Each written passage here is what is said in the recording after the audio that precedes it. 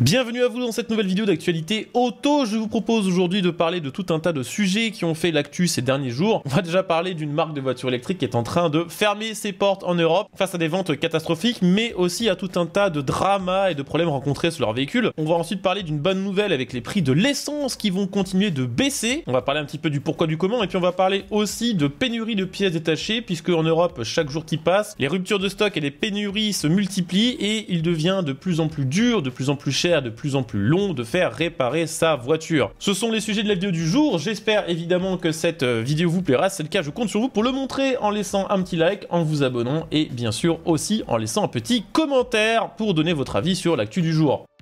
Je vous le disais, on va commencer cette vidéo en parlant d'une marque de voiture électrique qui est dans de graves difficultés. Après pourtant des résultats assez honorables en 2024 pour une marque aussi jeune, on va parler de VinFast. C'est un constructeur vietnamien qui jusqu'ici s'est fait surtout connaître pour de gros problèmes liés à ses voitures. Il y avait notamment l'année dernière, en 2024, la NHTSA, qui est l'association de sécurité routière principale aux États-Unis, qui avait porté plainte contre la marque et lancé une enquête suite à un accident mortel qui avait eu lieu en Californie. Il y avait eu 4 morts dans un VinFast VF8 qui s'était craché sans raison apparente dans un arbre avant de prendre feu. Au cours de son enquête, la NHTSA a découvert que pas mal de plaintes de conducteurs de ces VF8 avaient signalé de gros dysfonctionnements liés à l'assistance au maintien de voie qui ne détecte pas correctement les lignes au sol et qui surtout corrige sa trajectoire de manière un petit peu aléatoire et sur lesquels il est assez difficile de reprendre le contrôle lorsque ces assistances se déclenchent, ce qui pourrait bien être la raison principale de ce crash qui a eu lieu en Californie. Il y avait ensuite une autre campagne de rappel assez massive pour ces véhicules parce que les airbags ne se déployaient tout simplement pas en cas de collision. Et puis pour terminer, il y avait eu des anciens salariés, notamment des ingénieurs, qui dénonçaient des conditions de travail extrêmement douteuses qui nuisaient tout simplement à la qualité des véhicules et à la sécurité à bord, avec des salariés qui étaient enfermés dans les usines pour produire quasiment H24 et respecter les deadlines de livraison et de production du véhicule, avec des contrôles qualité, des contrôles sécurité qui étaient faits de manière un petit peu expéditive. Bref, il y avait beaucoup de choses qui déconnaient sur ces voitures-là et ça a nui assez rapidement à la réputation de VinFast qui a eu tout simplement du mal à s'imposer en Occident, déjà aux États-Unis, mais également en Europe. On a appris récemment via le média allemand Electro Auto News que les points de vente directs en Europe allaient fermer à partir du 9 mai 2025. Cette décision assez radicale s'explique par les performances commerciales de la marque qui sont tout simplement désastreuses en Europe, combinées à des obstacles douaniers et économiques qui rendent le modèle de vente direct non viable et non rentable pour cette marque. In fine, ça veut dire que 90% des employés européens vont être licenciés, les 10% restants vont être transférés vers des concessionnaires franchisés qui continueront d'écouler une partie des voitures VinFast en Europe si la marque arrive à trouver des clients. Cette stratégie vise à réduire les coûts d'exploitation et ainsi améliorer la rentabilité de la marque. Donc c'est vraiment un contraste assez élevé par rapport aux déclarations de VinFast qui dataient de 2022, qui annonçaient que 50 points de vente allaient ouvrir, dont 20 en France, 25 en Allemagne et 5 aux Pays-Bas. Mais le bilan est assez sévère et quand je vous parle de ventes désastreuses, pour le coup, on est vraiment là-dedans, puisque pour vous donner un petit exemple, en 2025 en France, pour l'instant seulement 6 VinFast, vous avez bien entendu, 6 bagnoles de la marque ont trouvé preneur.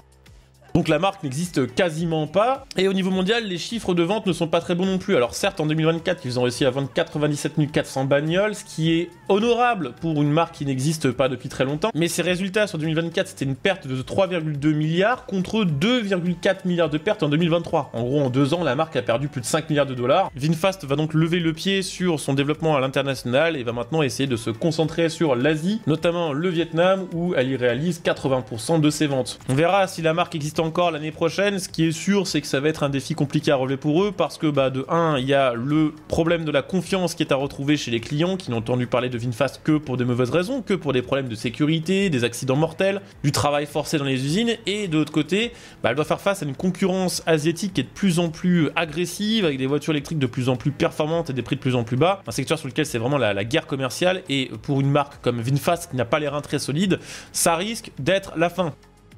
Je voulais également vous parler de bonnes nouvelles dans cette vidéo puisqu'on va parler du prix des carburants qui va continuer de baisser. Les prix ont déjà baissé ces dernières semaines, vous avez déjà probablement pu remarquer si vous faites régulièrement le plein puisqu'on a pu constater en moyenne en France au mois de mai 2025 un prix moyen qui était de 1,65€ du litre pour le samplon 95 et de 1,54€ du litre pour le gazole selon le ministère de la Transition écologique. Des prix en baisse par rapport à l'année 2024 où la moyenne était de 1,78€ pour le samplon, 1,75€ pour le diesel et en baisse encore par rapport à 2023 où c'était 1,86€ 1,12 pour le sans-plomb et 1,79 pour le gazole. Une baisse du prix à la pompe qui s'est accentuée et qui risque encore de continuer dans les mois à venir. Pourquoi? Parce que 8 grands pays producteurs d'essence et producteurs de pétrole surtout, membres de l'OPEP, ont annoncé une augmentation significative de leur production et de leur distribution à partir du mois de juin, notamment l'Arabie Saoudite, la Russie, l'Irak, les Émirats Arabes Unis, le Koweït, le Kazakhstan, l'Algérie et Oman vont augmenter leur production à 411 000 barils par jour contre 137 000 qui étaient initialement prévus. Alors c'est un gros changement qui est dû à une chose en particulier, c'est que ces dernières années, il y a eu une baisse de la demande en carburant, notamment liée bien sûr à de plus en plus de pays qui essayent de réduire en partie leur consommation de pétrole en passant via les énergies renouvelables. D'ailleurs, on a bien vu à quel point ça marchait bien en Allemagne et en Espagne. Ce qui est assez intéressant, c'est que jusqu'ici, ces producteurs de pétrole cherchaient à maintenir une production et une exportation assez faibles pour pouvoir maintenir des prix assez élevés. Mais petit à petit, elles ont perdu un petit peu de part de marché par rapport à d'autres pays et visent maintenant à reconquérir ces fameuses parts de marché en relâchant les vannes et en inondant le monde d'un carburant bon marché. Cette annonce a eu un impact immédiat sur la valeur du baril de Brent qui est passé sous les 60 $ contre 65 quelques jours avant, avec le baril américain qui a chuté sous les 56 $. Ça aura un impact à la baisse sur le prix à la pompe si et seulement si évidemment notre cher gouvernement ne décide pas d'augmenter les taxes, histoire de s'en mettre plein les fous dans un contexte où elle cherche absolument à aller chercher le moindre centime dans la poche des Français, à moins qu'au contraire le gouvernement décide de laisser un petit peu de répit aux Français, histoire d'éviter un nouveau mouvement social qui pourrait dégénérer. On rappelle que les taxes en France sur le carburant représentent environ 60% du prix du carburant entre la TICPE et la TVA, et que lorsque le baril de pétrole baisse d'1 $, en réalité c'est 1 centime de moins par litre. Donc là, vu qu'il a baissé d'environ 5 $, on peut estimer qu'il est tout à fait possible que dans les jours qui arrivent, à partir du mois de juin, on voit une baisse d'environ 5 centimes du litre sur le gasoil et sur le sans-plomb. Même si c'est pas énorme, c'est toujours ça de prix, et clairement, vu le contexte, on va pas s'en plaindre.